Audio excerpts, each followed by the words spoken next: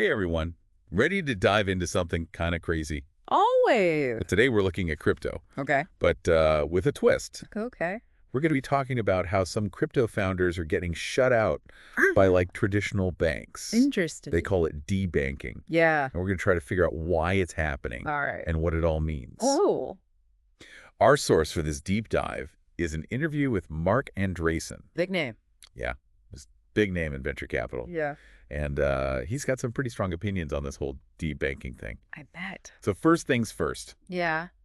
Why are banks shutting out people in crypto? Well, to understand that, we need to look back a bit. Okay. About 15 years ago, there was this government thing called Operation Chokepoint. Operation Chokepoint. Yeah. It targeted businesses that were considered high risk High risk for fraud or money laundering, okay. like gun dealers, Yeah, payday yeah. lenders. Okay, so the government was basically trying to cut off like financial services to certain industries. Yeah, basically. How does that relate to crypto today? Well, the parallels are pretty striking. Okay. Andreessen argues that today we're seeing a similar approach with crypto. Okay. Just like with Operation Chokepoint, regulatory agencies are being used to pressure banks into denying services Interesting. to crypto businesses, effectively choking them out of the financial system. And this is where agencies like the Consumer Financial Protection Bureau, CFPB come in, right? Exactly. Okay. Andreessen claims that the CFTB, instead of focusing on consumer protection, has become a tool. A tool for. To stifle competition and innovation. Wow. Particularly in the tech and crypto sectors.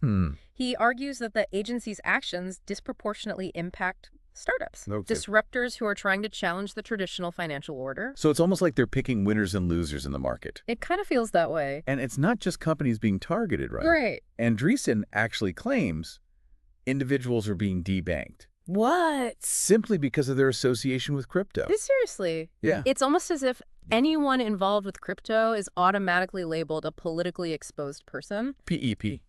Yeah. Okay. This designation, usually reserved for like high-profile politicians, triggers intense scrutiny and often results in denial of banking services. That's wild. So you're telling me that just having crypto in your job title could get you flags by a bank? That's what Andreessen claims. And it raises serious questions about due process and fairness. Hopefully. People are essentially being punished without clear evidence of wrongdoing. It creates a climate of fear and uncertainty, which could have a chilling effect on innovation for sure in the entire crypto space. And this fear isn't unfounded.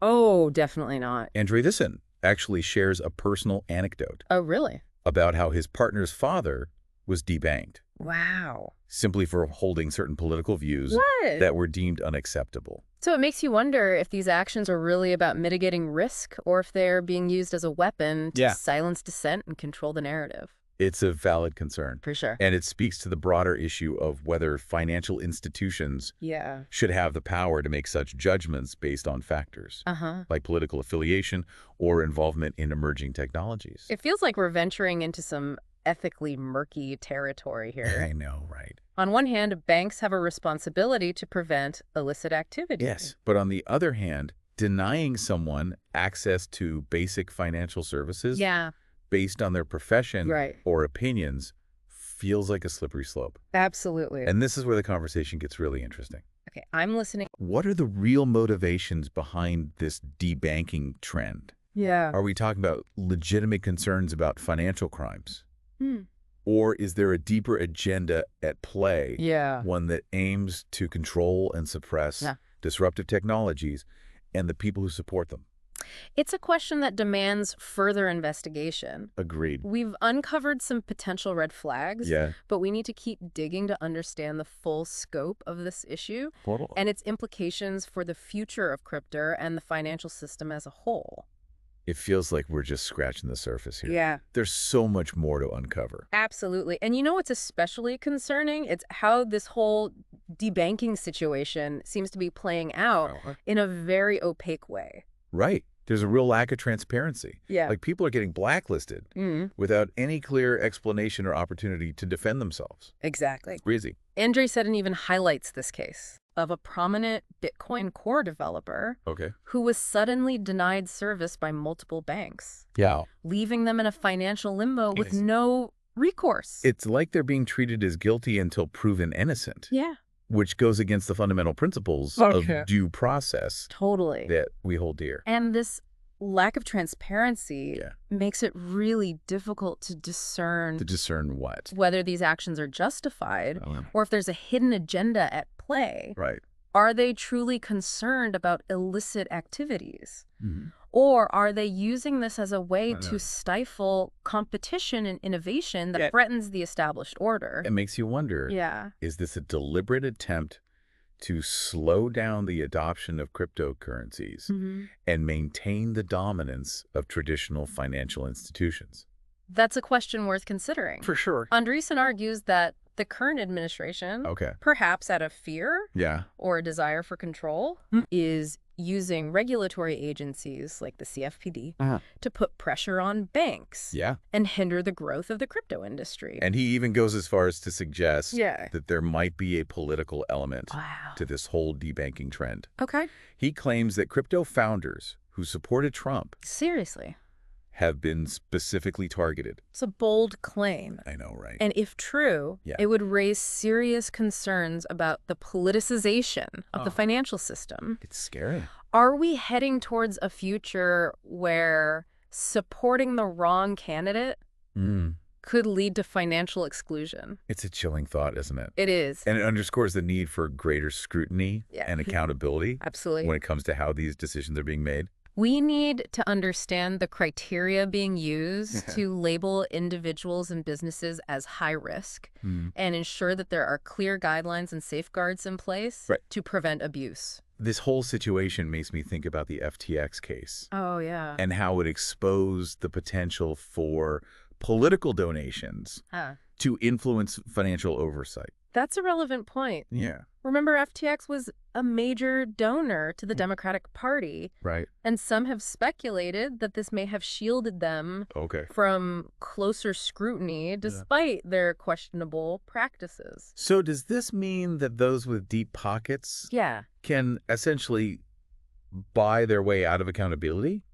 While smaller players in the crypto space are left vulnerable to arbitrary debanking. It's a possibility that we can't ignore. If there's a perception that political influence can trump financial regulations, it erodes trust in the entire system. It's a slippery slope. Definitely. And it highlights the need for a more level playing field. Where everyone is subject to the same rules and scrutiny, regardless of their political affiliations or the size of their bank account. Exactly. We need a system that's fair, transparent, and accountable. One that fosters innovation. While also safeguarding against illicit activities. And perhaps, as Andreessen suggests, blockchain technology itself could play a role in creating a more transparent and equitable financial system. That's an interesting idea. The immutability and transparency of blockchain could potentially help to address some of the concerns around debanking and political manipulation. It's like using the very technology that's being targeted to create a system that's more resistant to such abuses. It's a potential solution worth exploring. I agree. But for now, the reality is that crypto founders and businesses face significant challenges when it comes to accessing basic financial services. And this has far-reaching implications. Not just for the crypto industry itself, but for the broader innovation landscape. If we stifle the development of new technologies out of fear or a desire for control, we risk falling behind in a rapidly evolving global economy. That's a crucial point. It is. We need to strike a balance between mitigating risks and fostering innovation. Absolutely. And that requires open dialogue, thoughtful regulation, and a commitment to fairness and due process. It's a complex challenge. Really is. But one that we need to address head on. I agree. If we want to create a future where innovation can thrive and benefit everyone. And as we continue to explore this issue, it's important to remember that the future is not preordained. Right. It's something we actively shape through our choices, our actions, and our collective will. And that's why these deep dives are so important. I agree. They help us to understand the complexities of these issues, spark critical thinking, and empower us to engage in informed discussions. For sure. And make informed decisions. Absolutely. Because at the end of the day,